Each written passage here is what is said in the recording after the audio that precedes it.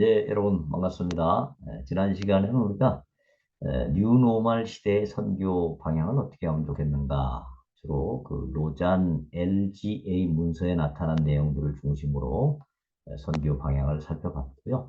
이제 이번 시간에는 좀 더 구체적으로 우리가 이 뉴노멀 시대에 어떤 선교 전략을 가져야 될 것인가 하는 것들을 좀 구체적으로 살펴보도록 하겠습니다. 화면을 공유하면서 같이 살펴보겠습니다. 자, 먼저 첫 번째는 전략들을 살펴보기 전에 먼저 뉴노멀 시대에도 전도 사역이 더 중요하다. 왜 전도 사역이 필요한가 하는 것들을 좀 살펴보겠습니다. 앞에서 그 로잔 문서에 나온 내용들은 전도 사역보다는 주로 사회봉사적인 차원에서의 선교를 많이 이야기했는데, 이번 시간에는 조금 그 전도 구체적으로 어떻게 할 것인가 하는 것들을 좀 살펴보기 전에 전도가 왜 필요한가 하는 것들을 살펴보겠습니다. 코로나로 인한 뉴 노멀 상황, 이게 잠재적으로 전도의 기회로 작용할 수 있습니다. 앞에서 살펴본 대로 코로나로 인해서 사람들은 교회로부터 멀어질 가능성이 분명히 있습니다. 하지만 다른 한편으로 보면 코로나로 인해서 사람들이 많은 불안을 경험하고, 또 주변의 가족과 또 친한 분들이 먼저 세상을 떠나면서 거기에서 얻게 되는 엄청난 고통, 외로움, 이런 것들이 있죠. 또, 또 빈부간의 격차가 심해지면서 경제적으로도 매우 어렵고, 또 질병을 후유증으로 앓고 있고, 뭐 이런 문제들이 많이 생기기 때문에 이런 고통의 시간들을 통해서 물질적이고 자기중심적인 삶으로부터 돌이켜서 왜 이런 일이 발생했으며 무엇이 문제인지 등에 대한 강한 물음을 갖게 될 수 있습니다. 즉, 코로나 팬데믹은 의학적, 경제적, 정치적, 그리고 문화적 문제만을 야기하는 것이 아니라 영적인 문제, 그리고 수많은 신학적인 질문을 제기하게 되는 그런 계기가 될 수가 있습니다. 이런 무릎은 자연스럽게 종교 활동의 증대로 이어질 수 있습니다. 실제로 서구의 경우 온라인을 통한 예배, 제자 훈련, 전도 등의 상당한 부흥이 일어나고 있습니다. 이런 점에서 교회는 뉴 노멀 시대의 전도에 더욱 깊은 관심을 기울여야 할 것입니다. 그러니까 뉴 노멀 시대에는 언뜻 생각하면 사람들의 종교심이 줄어들고 결국 교회가 점점 더 어려워질 것이다, 이런 생각도 할 수 있지만, 또 다른 한편으로 생각하면 사람들이 더 하나님을 찾게 되는 그런 환경이 될 수도 있다라는 것입니다. 자, 두 번째는 전도믹 팬데믹 재앙을 해결하는 가장 근원적인 해결책이 될 수 있다. 이 전도를 통해서 결국 팬데믹의 어려움을 극복할 수 있다는 것입니다. 코로나19의 발병 원인이 뭐냐? 여기에 대해서는 뭐 다양한 주장이 있죠. 첫째는 뭐 오래된 잘못된 식습관이다. 그래서 뭐 예를 들면 뭐 야생 동물을 잡아먹는다든지, 그래서 중국 우한의 수산시장이 코로나의 어떤 발병 근원지였다, 이렇게 보는 견해가 있고요.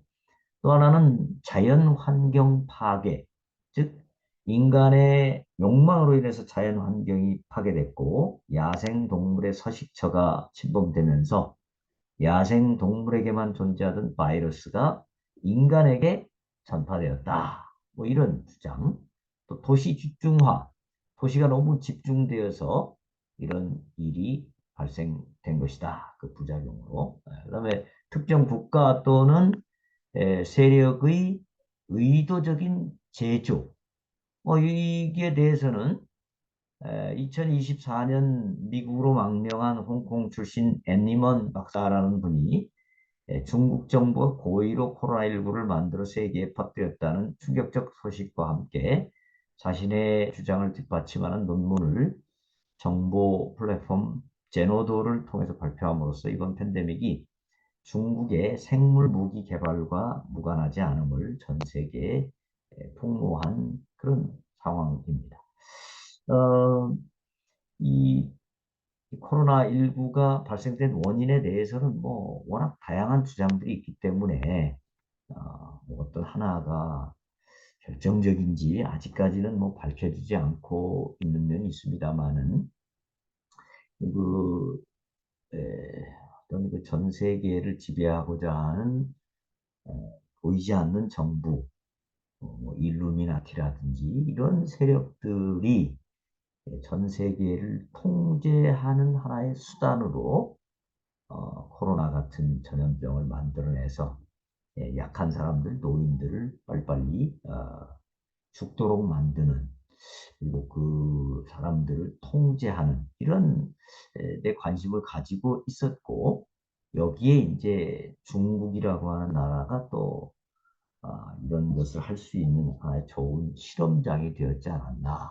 그래서 이 일루미나티 그림자 정부 이런 세력과 중국이라고 하는 세력이 이렇게 함께 힘을 합해가지고 이런 걸 만들고 한번 실험해 본 그런 것이 아니겠나 이런 의견도 상당히 설득력이 있는 것으로 들려집니다. 하여튼 어찌됐든지 간에 이 모든 원인의 깊은 뿌리에는 인간의 탐욕과 무절제 또 죄의 문제가 그 깊은 원인이 될 수 있을 것입니다.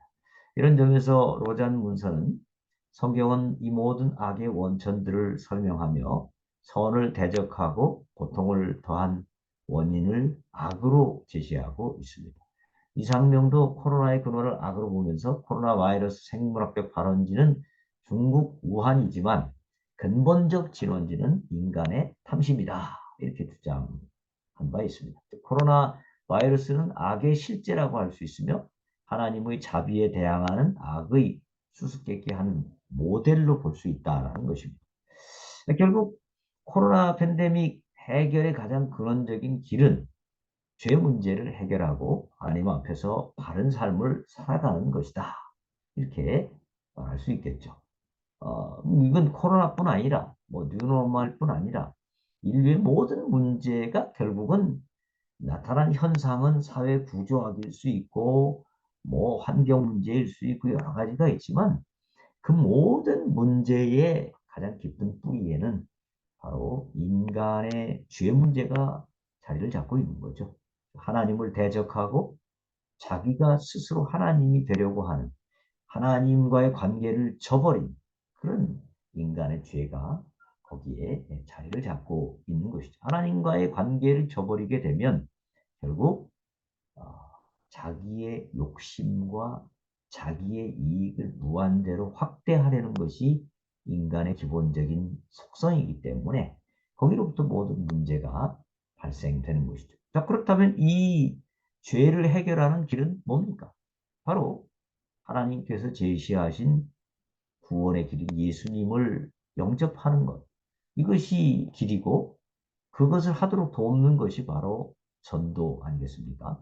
물론 전도가 이루어진다고 이 모든 문제가 다 바로 해결되는 것은 아니죠. 하지만 보다 근본적인 관점에서 볼 때 팬데믹 사태의 뿌리는 인간의 죄에 있고 이 죄를 해결하는 원초적 실마리는 바로 전도에 있다.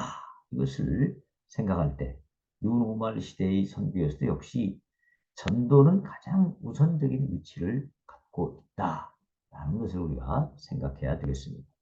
그러니까 뉴노멀 시대든 어떤 시대든 기독교 선교에서는 가장 중요한 핵심적인 사역이 바로 전도다.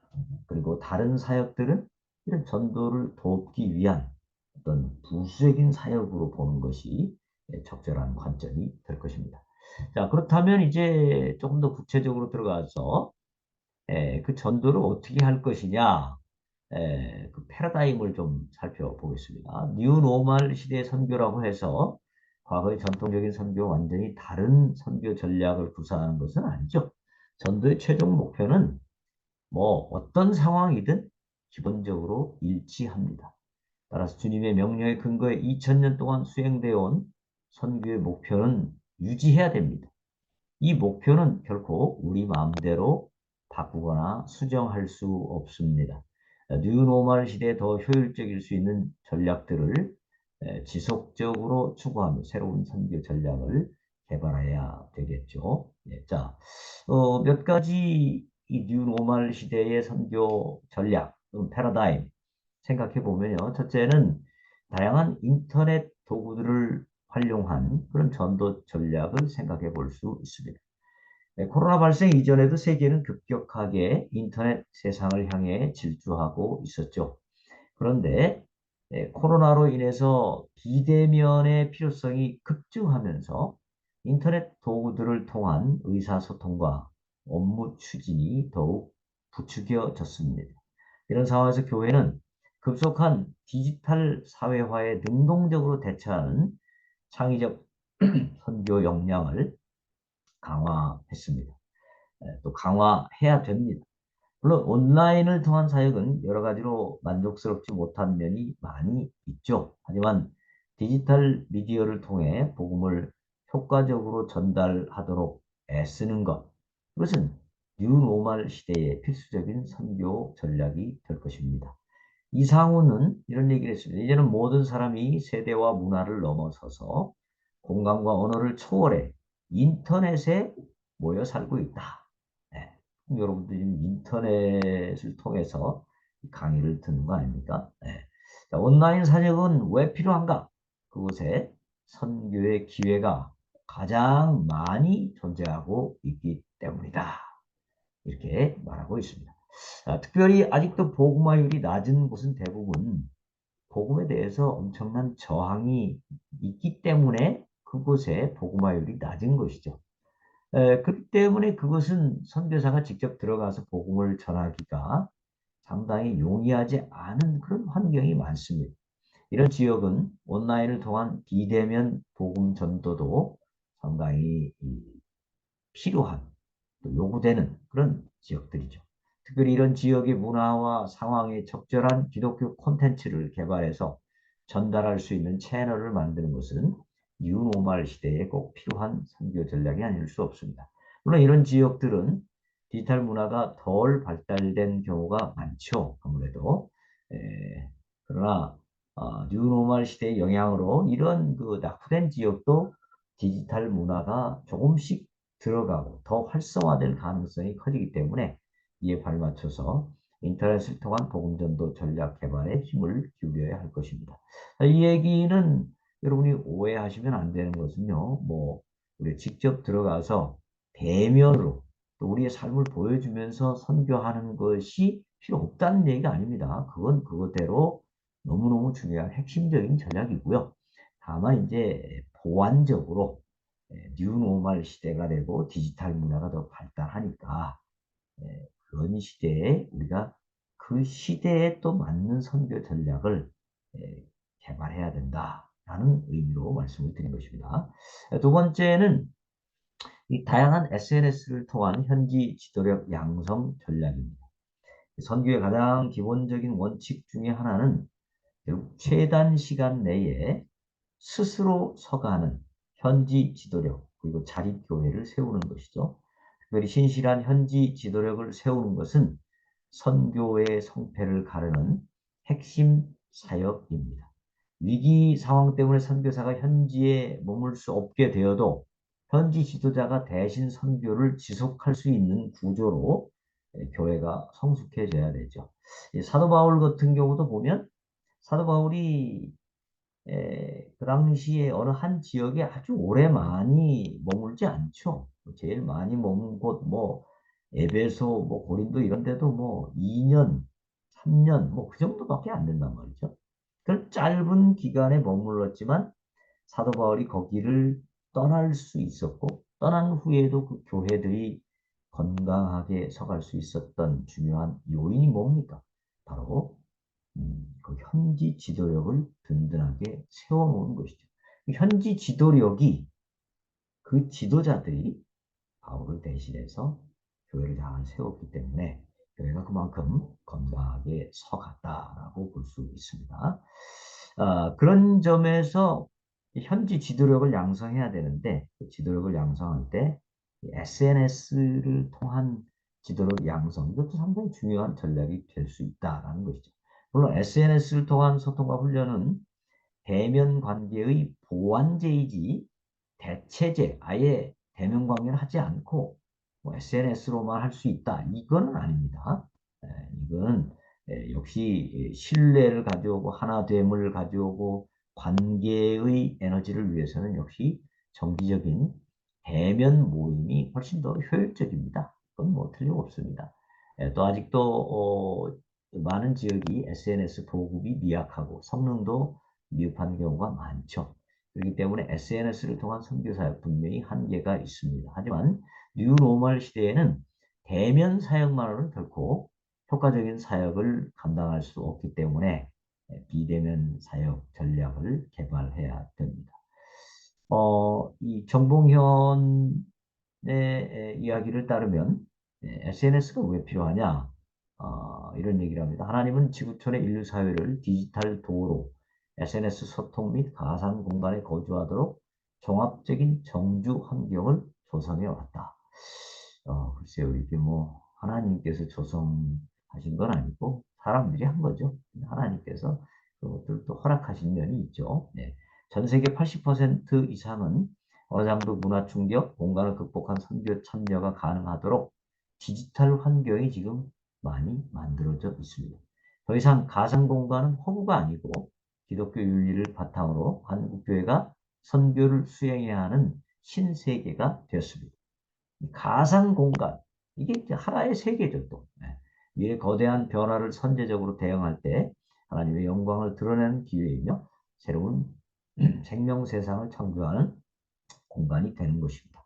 가상 공간이 이처럼 의미 있는 공간으로 자리를 잡았기 때문에 교회도 이제 뉴노멀 시대의 사이버 공간을 통한 현지 지도력 양성 전략을 세워야 될 것이고요.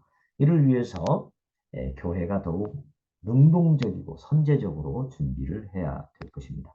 세 번째는 매스미디어나 SNS 등을 통해 긍정적 기독교 이미지를 자꾸 확산시킬 필요가 있다라는 것입니다. 지금 기독교에 대한 이미지가 우리 한국 사회에서도 상당히 좀 부정적이잖아요. 그리고 아직 지금 복음이 잘 들어가지 않은 곳, 뭐 이슬람권, 공산권, 힌두권 이런 데는 결국 기독교에 대한 이미지가 상당히 부정적으로 조성되어 있죠. 네. 예, 기독교에 대한 이미지가 부정적으로 조성되어 있으면 복음을 전하는 것이 그만큼 어렵습니다. 기독교 이미지가 잘 긍정적으로 조성되어 있을 때 복음을 전할 때 훨씬 더 수월하게 잘 들어갈 수 있죠. 그래서 뉴비기는 이런 얘기를 했습니다. 모든 사람은 항상 불가피하게 자신이 속한 또는 선호하는 문화와 세계관의 영향을 받고 있으며 사고와 행위에서 그것을 벗어날 수 없다. 아주 정확한 지적이죠. 결국 모든 사람은 항상 어떤 문화가 있고 세계관을 가지고 있단 말이죠. 근데 그 문화와 세계관이 기독교에 대해서 굉장히 부정적으로 조성된 것이라면 이게 복음을 받아들이는 게 굉장히 어려워지는 것이죠. 네. 그런데 이 문화를 바꾸는 일에 있어서 가장 효율적인 접근 방법 중에 하나가 매스미디어 또는 SNS 같은 매체들입니다. SNS 같은 것들은 매스미디어 이런 것들은 처음에는 단순한 정보를 제공하는 것처럼 보이죠. 그러나 시간이 흐르면 아예 이 세상을 보는 프레임, 관점 자체를 완전히 바꾸게 됩니다. 우리도 그런 현상 보잖아요. 보수적인 유튜브, 보수적인 뉴스만 계속 보면 그게 옳은 것처럼 사고가 형성이 되고 또 진보적인 유튜브나 진보적인 이 뉴스나 방송만 계속 보게 되면 완전히 관점이 진보적으로 형성이 돼서 그 관점으로 세상을 바라보게 되는 것이죠. 그래서 이 매스미디어나 SNS 이런 게 굉장히 중요하죠. 네. 왜냐하면 그게 우리의 관점을 바꿔놓고 우리의 세계관을 바꿔놓기 때문입니다. 네, 그런 점에서 기독교에 대한 긍정적 이미지 심기 작업을 위한 매스미디어나 SNS 전략이 매우 매우 중요합니다. 물론 복음에 대한 저항이 심한 선교 지역에서 매스미디어를 통해서 기독교의 긍정적인 측면을 알리는 것, 뭐 쉬운 일은 아니죠. 엄청난 재정과 인력과 외교력 등이 있어야 될 것입니다. 그러나 그 효율성을 생각하면 어떤 투자도 결코 헛된 것이 아니고 교회는 전심전력을 기울여서 매스미디어를 통한 선교 전략을 계속 강구해야 할 것입니다. 지금 우리나라의 이 한류가 굉장히 많이 퍼지고 있지 않습니까? 한류, K-드라마, K-팝, 뭐 게이 음식 뭐 이런 것들이 지금 많이 유행을 타고 있는데 이란이라든지 아주 심각한 그 이슬람 국가에도요 K 드라마라든지 K 팝 이런 것들이 굉장히 인기를 끌고 있습니다. 이거 아주 참 하나님께서 주신 좋은 기회죠. 그런 것들을 통해서 사람들이 한국에 대해서 좋은 이미지를 갖게 되고 그들의 노래를 좋아하고 그들의 드라마를 좋게 하다 보면 자연스럽게 이게 이제 그들의 문화 속으로 점점 들어가서 외부 문화에 대해서 한국 문화에 대해서 또 기독교 문화에 대해서 점점 마음문이 열어질 수 있고 그 열어진 마음문을 통해서 복음이 훨씬 더 수월하게 들어갈 수 있습니다. 또 감사한 것은 코로나라는 뉴노멀 시대의 개막으로 말미암아 전 세계 SNS 활용자들이 급격하게 증가했다는 점입니다. 실례로 어, 디지털 미니스트리 아틀라스 이 기구에 의하면 2011년과 2018년 사이에 전 지구적으로 인터넷에 접속한 사람들이 29%나 증가했다 이렇게 말하고 있습니다. 전 세계적으로 약 13억 명의 페이스북 사용자들과 15억 명의 왓츠앱 사용자들이 있다고 합니다. 왓츠앱은 우리나라의 카카오톡하고 비슷한 그런 앱이죠. 네. 교회는 이러한 SNS들을 이용해서 기독교 이미지 개선을 통한 선교 전략을 꾸준히 마련해 나가야 할 것입니다. 자, 또 네 번째 전략은 이제 국내에 들어온 외국인들을 향한 선교 전략을 세워야 됩니다. 세계가 갈수록 다인종, 다문화 사회로 바뀌고 있죠. 얘는 글로벌과 로컬의 구분이 무의미할 정도로 세계가 지금 하나가 되어가고 있습니다. 코로나로 인해 잠시 여행과 이동 등이 제한을 받고 있지만 뭐 이제 다 풀렸죠. 이제 그래서 지금 이동과 여행이 뭐 본물 쏟아지듯 늘어나고 있습니다. 특별히 한국은 전 세계로부터 다양한 일자리 등의 기회를 찾아 많은 사람들이 몰려오는 그런 나라가 됐죠. 한국은 OECD 국가 중 가장 낮은 0.84명, 지금 뭐 0.78명으로 또 더 내려갔습니다. 0.006명이. 그렇기 때문에 부족한 인력을 외국으로부터 채울 수밖에 없는 상황이 됐고요. 이런 여러 가지 이유로 지금 270만여 명의 외국인이 들어와 있고, 지금 뭐 한 300만 명까지도 지금 늘어나고 있는 그런 상황입니다. 그런데 이제 외국에서 들어온 사람들 중에는 우리 선교사들이 들어가기 어려운 이슬람권, 공산권, 힌두권 이런 창의적 접근 지역에서 온 사람들이 많습니다. 이들을 위한 선교 사역을 잘 펼쳐서 이들을 자국을 위한 선교사로 다시 재파송하는 전략. 이건 뭐 뉴노멀 시대에 꼭 필요한 사역이 아닐 수가 없습니다. 물론 쉬운 일이 아니죠. 열매를 얻기도 참으로 어렵습니다. 하지만 현지에 들어가 사역하면서 열매를 거두는 것보다는 그래도 쉽죠. 특별히 이슬람권 선교에 대해서는 참으로 많은 논의들이 있어야 되고 철저한 준비가 필요한 지금 그런 상황이죠. 굉장히 어렵습니다. 어쨌거나 거기 그래도 들어가서 선교하는 것보다는 들어와 있는 사람들을 선교하는 것이 훨씬 더 수월하죠. 그렇기 때문에 이제 국내 들어온 외국인들 앞으로 갈수록 더 외국인들이 많이 늘어나지 않겠습니까? 우리나라에도 그런 사람들을 향한 복음 전도 전략, 선교 전략을 우리가 잘 마련해야 되겠습니다. 예. 자, 그래서 지금 아, 보시면 인터넷 등을 통한 선교는 더 많은 헌신이 요구되는 선교이다. 하지만 코로나라고 낙심하고 모든 것을 줄이고 현실에 안주하려는 자세로는 결코 느노멀 시대의 선교를 감당할 수 없습니다.